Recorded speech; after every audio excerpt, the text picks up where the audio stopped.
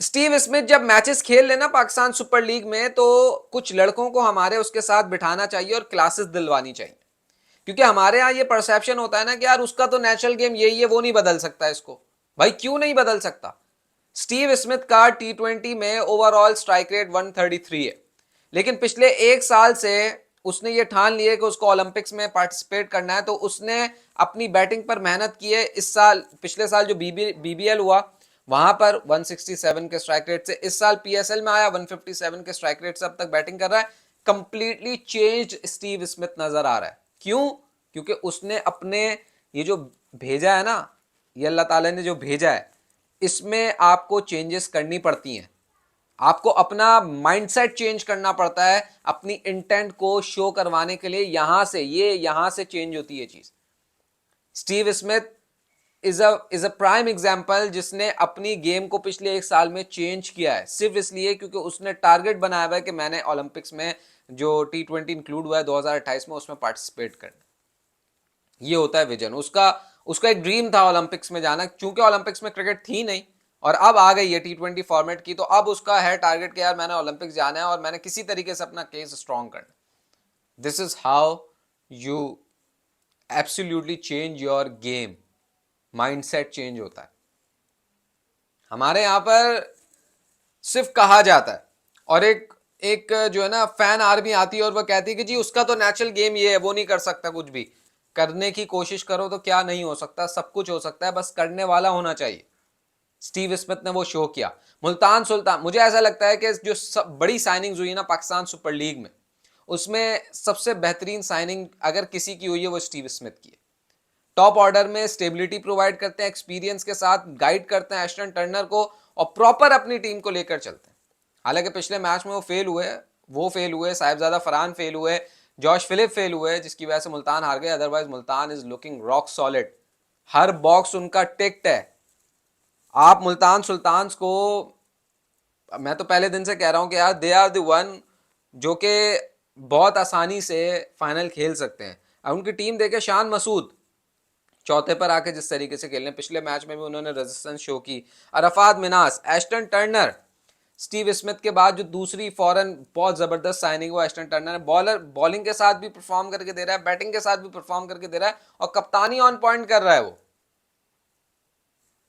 ये मुल्तान की साइड बहुत सॉलिड मुझे नजर आ रही। मोहम्मद नवाज फिर उनके पास है, मोहम्मद वसीम, पीटर सिडल और फैसल अकरम, मोहम्मद इस्माइल भी साथ है, इमर्जिंग प्लेयर। तो बहुत सॉलिड टीम बॉस नजर आ रही है इनकी। और अगर टूर्नामेंट में आप देखें तो मुल्तान सुल्तान्स ने जिस तरीके से अब तक अपनी धाक बिठाई है, हालांकि पिछला मैच वो हारे हैं, स्टिल अगर आप उनकी पॉइंट्स टेबल पर देखें तो 4 में से 3 मैच वो जीते हैं, एक हारे। अच्छा, एक भी जो पिछला वाला हारे लाहौर कलंदर्स के खिलाफ, वहां टॉप ऑर्डर ने उनके कोलैप्स किया। टॉप ऑर्डर नहीं अदरवाइज, और उसके बाद ऐसा नहीं है कि टॉप ऑर्डर ने जो है ना नहीं किए रन्स, तो मिडिल ऑर्डर बिल्कुल ही लेट गया। ऐसा नहीं हुआ, 20 रन से वो मैच हारे, ज्यादा नहीं उन्होंने इतना डिफरेंस क्रिएट होने दिया। 20 रन से वो मैच हारे, ठीक है। और 13 ओवर्स का वो मैच था, ये भी आपको याद रखना होगा। 13 ओवर्स का वो मैच था, 13 ओवर्स में 180 प्लस स्कोर कर दिया था लाहौर कलंदर्स ने। और वहां पर अगर साहिबजादा फरहान, स्मिथ और जॉर्ज फिलिप में से कोई चलता तो मुल्तान सुल्तान ने वो मैच भी जीत जाना था। तो मुल्तान सुल्तान बड़ा सॉलिड इस वक्त अपने मोमेंटम को लेकर चल रही। और सबसे मेन चीज जो क्रेडिट मैं देना चाहूंगा वो गौहर शाह को भी देना चाहूंगा। उसकी वजह यह है कि 3 नए ओनर आए पाकिस्तान सुपर लीग में, ठीक है, 3 नई टीम्स आई। ना तो वो बंदा सोशल मीडिया पे कोई शोखियां मारता हुआ नजर आया, ठीक है, ना ही वो बंदा चीजों को अनप्रोफेशनल या चीजों को मिक्सअप करता हुआ नजर आया। हाँ, और सबसे मेन बात, उसको 2 हफ्ते पहले टीम मिली, 2 हफ्ते पहले उसको टीम मिली, लेकिन उसके बावजूद भी एक प्रोफेशनल साइड के तौर पे वो नजर आ रही है। क्यों? क्योंकि वो एक क्रिकेटर है। This makes a huge huge difference. समझने वालों के लिए बहुत इजी पैगाम है। अगर आपके पास क्रिकेट खेलने का तजर्बा है तो फिर आपके पास क्रिकेट एडमिनिस्ट्रेशन भी सॉलिड हो सकती है, क्योंकि क्रिकेटर्स का दर्द आपसे बेहतर कोई नहीं समझ सकता।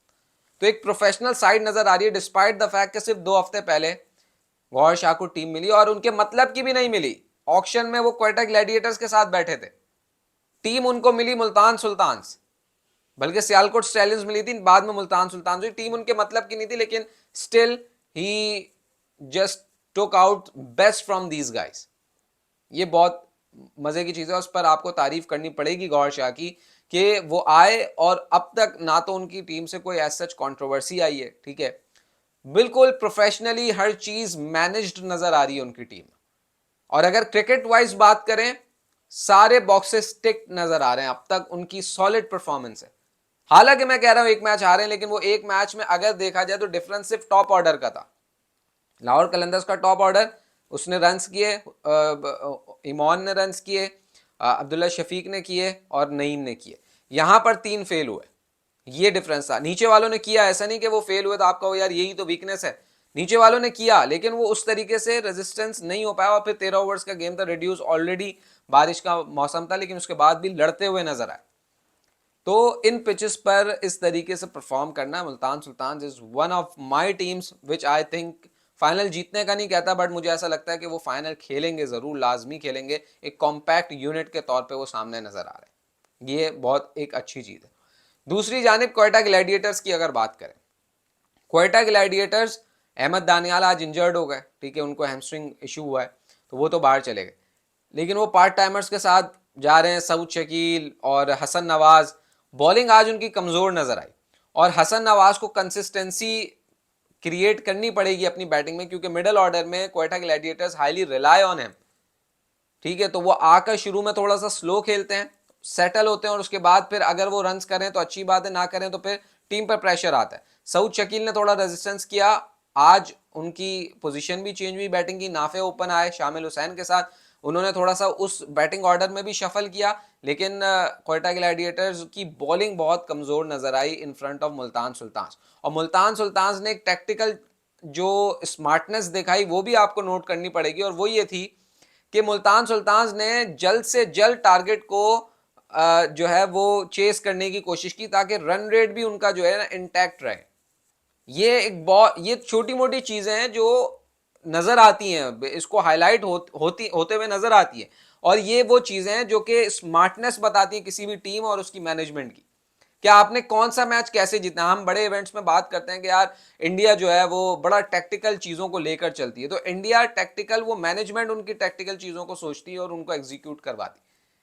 तो मुल्तान सुल्तान ने जो आज क्वेटा ग्लैडिएटर्स को हराया, क्लियर डिफरेंस नजर आया बॉलिंग में। मुल्तान सुल्तान के बैटर्स ने रैटल किया और इंटेंट के साथ खेला, ऐसा लग रहा था माइंड बना के आया था कि हमने पर्टिकुलर टाइम फ्रेम में इस टारगेट को चेस करना।